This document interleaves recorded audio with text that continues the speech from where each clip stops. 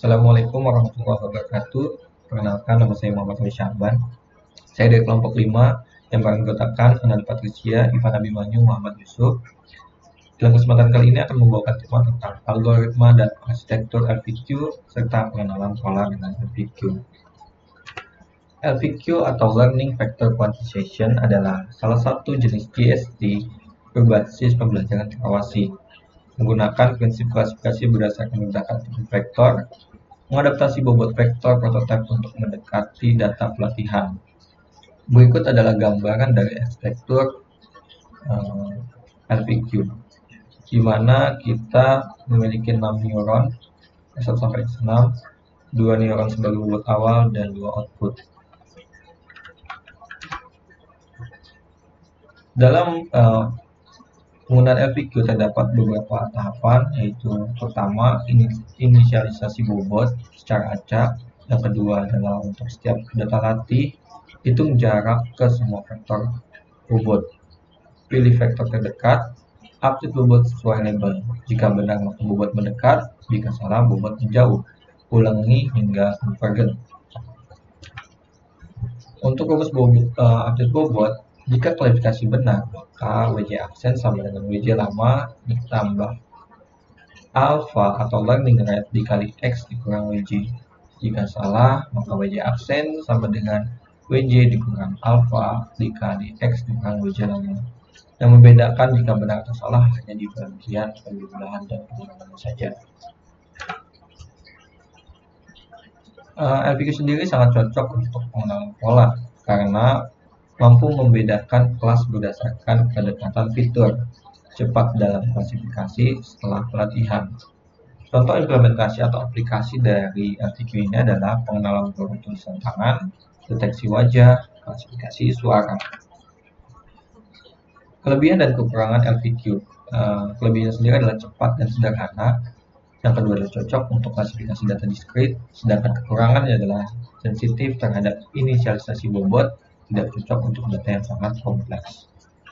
Untuk lebih lanjut, maka kita coba melakukan demonstrasi penggunaan LVQ itu sendiri, di mana kita memiliki 5 data dengan panjang vektor yang 4 dengan 2 kelas, yaitu kelas 1 dan kelas 2. Kita akan melakukan inisialisasi awal sebagai bobot awal untuk data ke-1 dan data ke-2.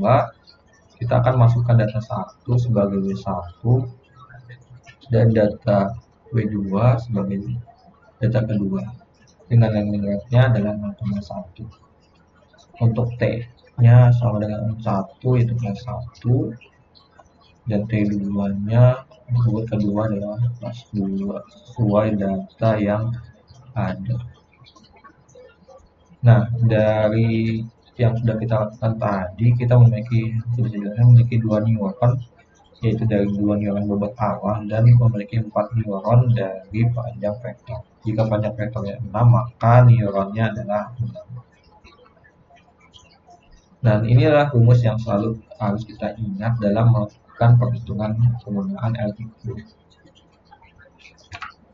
Berikut adalah step by step untuk melakukan perhitungan dengan LVQ, di mana kita akan mencoba melakukan perhitungan dari data X1. Nah, data X1 ini kita ambil dari data yang ketiga. Kenapa? Karena data pertama dan kedua kita sudah menggunakan sebagai bobot awal yang kita inputkan di sini. Nah, data X1 ini akan kita masukkan ke panjang neuronnya sesuai panjang vektornya, yaitu 0, 0, 1, 1, dan kita melakukan perhitungan dari neuron terdekat yaitu Y1, di mana Y1 diilustrasikan sebagai D1, di mana 1 dikurang 0 sama dengan 1 ditambah 1 dikurang 0 kuadrat ditambah 0 dikurang 1 kuadrat ditambah 0 dikurang 1 kuadrat dengan hasil adalah 4. Kita melakukan perhitungan kembali dengan neuron yang kedua atau Y2 daripada Y2 sama, yaitu terdekat kembali yaitu 0 dikurang 0 kuadrat, 0 dikurang 0 kuadrat ditambah 0 dikurang 1 kuadrat ditambah 1 dikurang 1 kuadrat, maka akan menghasilkan nilai 1. Nah, dari kedua data tersebut kita akan ambil dari data yang terkecil, yaitu di mana 1 dan 4 yang terkecil adalah 1, maka D2 adalah data terkecil dan D2 adalah sama dengan T. Kenapa?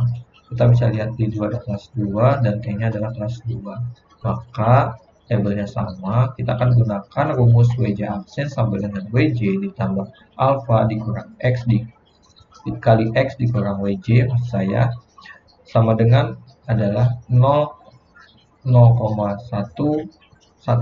Nah, data ini akan menggantikan data lama pada data kedua atau neuron Y2, di mana kita akan melakukan input kembali untuk data ini sebagai pengganti data di Y2 yaitu 0,11 untuk melakukan perhitungan selanjutnya. Sama seperti yang sudah dijelaskan, di mana X2 ini terdapat panjang vektornya yaitu 1000 dengan kelasnya adalah 1 atau T-nya dengan 1. Kita masukkan kembali datanya ke panjang neuronnya yaitu 1000, di mana kita akan melakukan perhitungan lagi sebagai data 1 dan data 2, di mana menghasilkan untuk data satunya itu 1 dan data 2-nya adalah 2,01. Dan kita akan mengambil data terkecil yaitu 1. Kita perhatikan di sini saat data 1 sama dengan T. Kenapa? Karena kelasnya 1, datanya 1 dan berada di 1. Maka kita akan menggunakan rumus yang sama, maka akan menghasilkan perhitungan yaitu 0,900 yang akan kita isi ke data 1 atau Y1 ini. Kita inputkan kembali yaitu 0,900 untuk melakukan perhitungan ke data yang ketiga dengan kelasnya 2.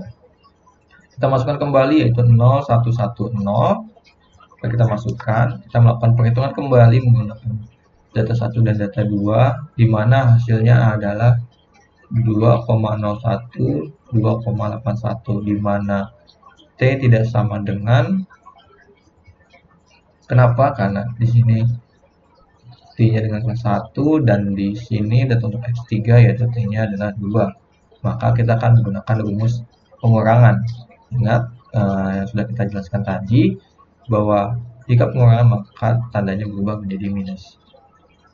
Setelah kita melakukan perhitungan pada W1-nya, maka didapatkan hasil yaitu 1,1, 0,89, minus 0,1 dan 0. Nah, data ini akan menggantikan data D1 atau Y1 sebagai inputan awal kembali untuk melakukan pengulangan yang berikutnya. Begitulah proses perhitungan pada LVQ, di mana mungkin contoh pada realnya adalah seperti kita membedakan antara buah jeruk dan buah mangga dengan klasifikasinya yaitu